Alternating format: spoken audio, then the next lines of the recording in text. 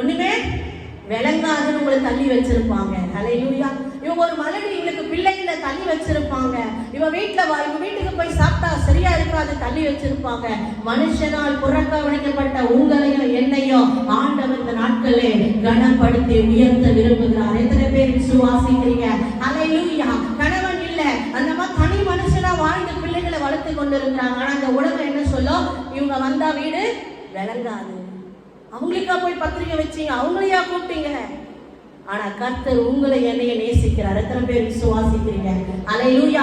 மனுஷன் முகத்தை பார்க்கிறான், கர்த்தரோ உன் இருதயத்தை பார்க்கிறார். ஹல்லேலூயா. பிசாசங்க ஏவல தள்ளிட்டா, ஆனா அதுக்கு பதிலா ஆண்டவர் மரியாதை ஸ்திரீகளுக்குள்ளே வாக்கியவதியா மாத்திட்டார். கையை தட்டுங்க, நல்லா ஆசீர்வதிக்க